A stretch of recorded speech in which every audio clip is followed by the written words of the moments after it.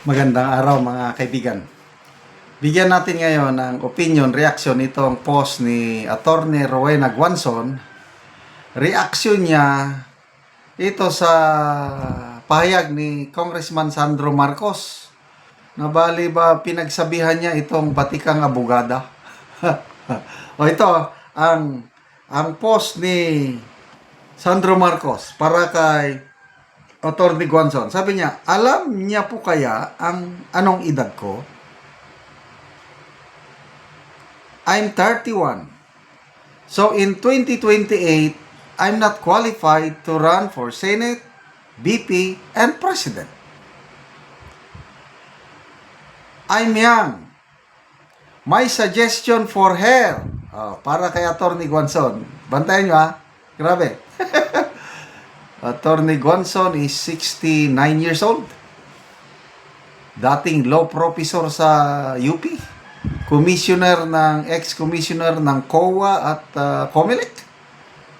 Tapos, sinabihan siya ng batang kongresista ng ganito, my suggestion for you, Attorney Guanzon, is to better read the Constitution first before you speak.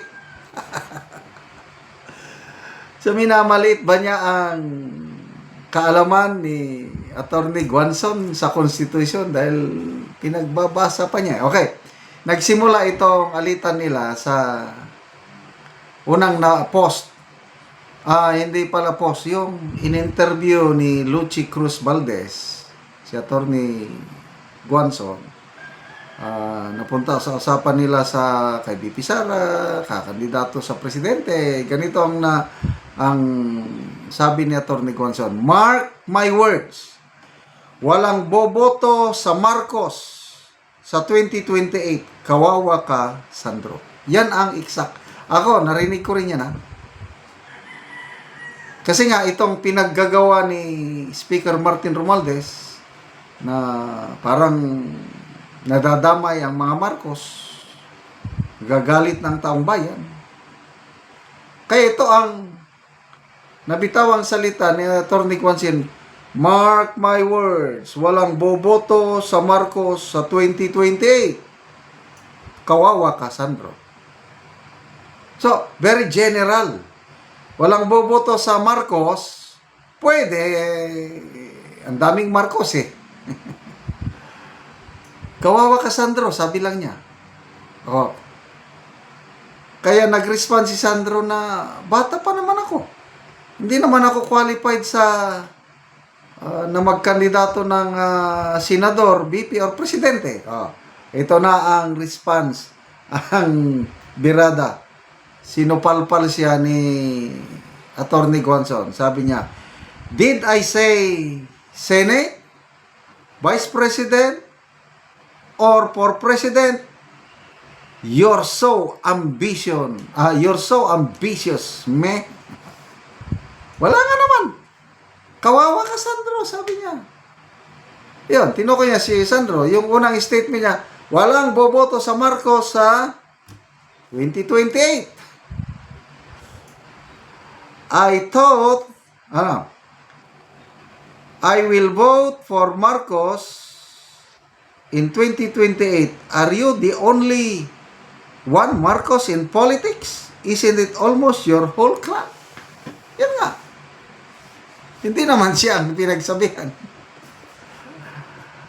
I thought you're still young because you're already in your 40s. Better read the Constitution? Grabe naman pang-i-small ito. How many years I taught in UP College of Law? I was in the top 10 when I was in law school. Senator Amy's child is still a lawyer who is not humble, who is smarter than you, and I have published several law books that are beneficial to the whole country. Ito na. Challenge. Let's debate about the Constitution, sir. Challenge. Senator Miriam is so angry with politicians who are better than lawyers about the law. Kakagatin ba ni Congressman Sandro Marcos ang challenge. Debate kayo tungkol sa konstitusyon. Ay, nako. Magbasa tayo sa mga comments. Sabi ni, ay grabe. G na yan. Kaso, baka harangan ka ni Garin. Go na yan. Oh. Debate daw eh. Baka nandyan ang lady security, Congressman Garin. Dalompines Edwin, even if Sandro will run in a higher position in the future, this event in history will be remembered.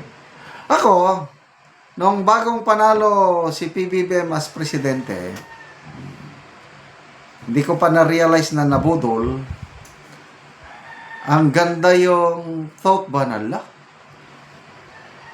Dalawang Ferdinand Marcos ng presidente. Marcos Sr., Marcos Jr. Itong si Sandro Marcos, Ferdinand Marcos III. Sabi ko, sana darating ang panahon na itong Sandro Marcos na ito magpre-presidente rin pagdating ng panahon niya. Ganyan ako nung una eh.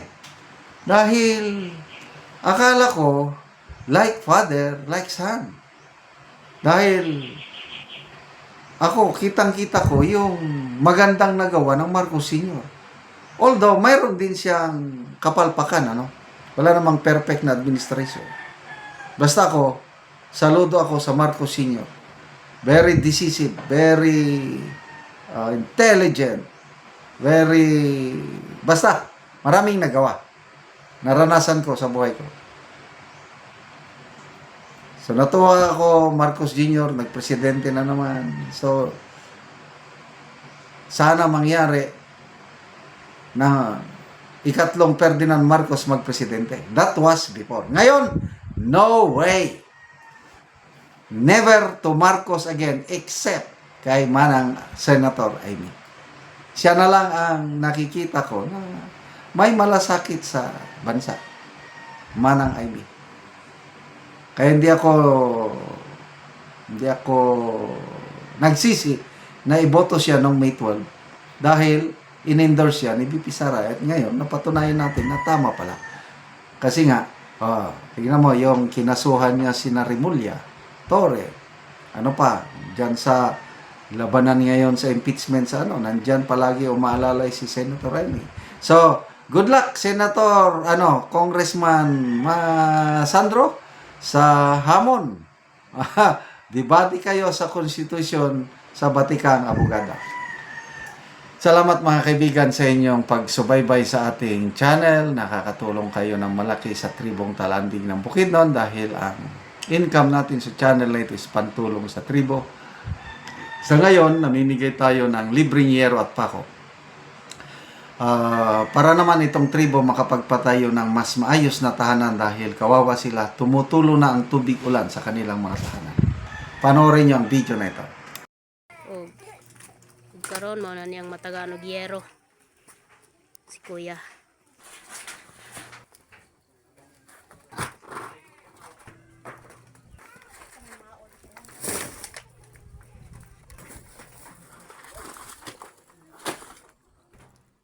Og muna ni ang balay ni Kuya nga guba na kay gikuanan lang isapahan lang og cellophane kay tulo na gid kaayo pag muulan.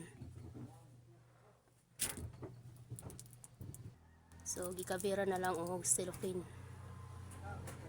Diri ni sa ilang higdaanan sa sulod. Og so mao pud ang diri sa ilang abuhan. Kung mo tulo ay o kung muulan mo tulo na gid kaayo kay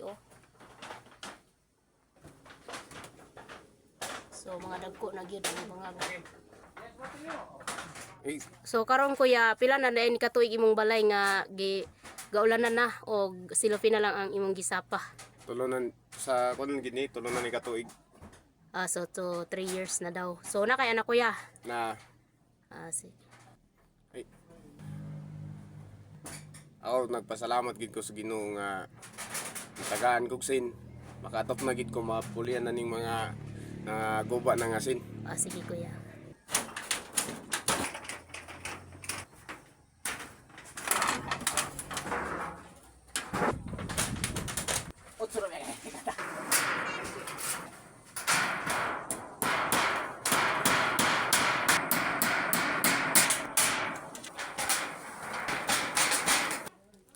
So karon nahuman na gid og atop ang iyang balay.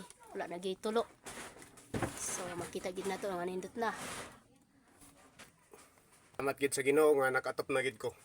Bago na gid kayo akong sin. Ug labi na sa nag-sponsor ani, daghang kayong salamat. Sige, salamat Daghang po. pa yung matabangan. Okay, sige, salamat.